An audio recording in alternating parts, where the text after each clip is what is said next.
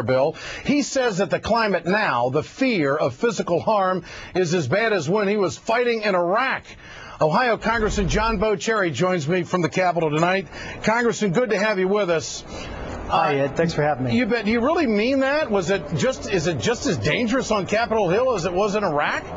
Well, I never said that it was as dangerous as in Iraq. What I said was that I knew that each mission that we undertook, we were putting ourselves in harm's way. I didn't realize when we came to Capitol Hill that some of these votes we may take put ourselves in harm's way as well. You know, my office and my office staff, my family and myself have all received threats.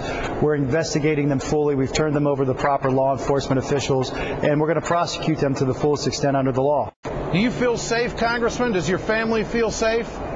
Well, there are times we feel safe and there are times we don't. But I'll say this. While we're concerned about our security here on Capitol Hill, there are millions of Americans who are worried about their own economic security back home. I understand that emotions are running raw and there's a lot of passion on both sides of this national debate. But we've got to call on both of our leaders, on all of our leaders who step up to and approach the national microphone, to temper their words and to understand that their words have consequences and they do matter. This is Speaker of the House Nancy Pelosi dealing with this situation. Let's get your reaction. Here it is. All who participate in their free expression should not be painted with the same brush of those who have resorted to such unacceptable language and acts of vandalism.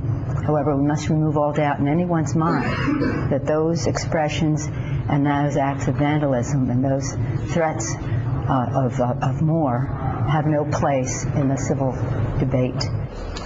Pelosi has also been somewhat of a target by some of the wackos that are out there. One of them is from Alabama, Mike Vanderboe. He's a former militia from Alabama. He writes that Nancy Pelosi's intolerable act is what he calls it. To all modern sons of liberty, this is your time. Break their windows, break them and run to break again. Break them under cover of night. Break them in broad daylight. Break them and await arrest in willful, principled civil disobedience. Break them with rocks. Break them with slingshots. Break them with baseball bats. But break them. And this guy did an interview with the Washington Post, and he wasn't at all remorseful for any of that. Now, Congressman, you said that you've got law enforcement involved. What should law enforcement do about people that post stuff like that?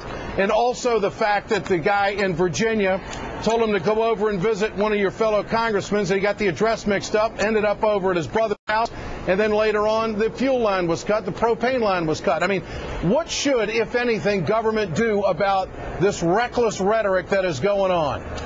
Well, we need to amp down the rhetoric here at the Capitol and prosecute fully those folks who are breaking the law. Pundits and politicians alike need to temper our response as we approach the national microphone. We're responsible for our words. We should not be inciting anger and fear, and we've got to be responsible for our actions. But at the end of the day, the decisions we make here, we shouldn't halt the progress of our country because we cower to the politics of fear. I mean, this country has been founded on robust debate, and we should have that here in the Capitol. Congressman Boccieri, great to have you with us tonight. Thank you, sir. You changed your vote from no to yes. A courageous move, and you've been the target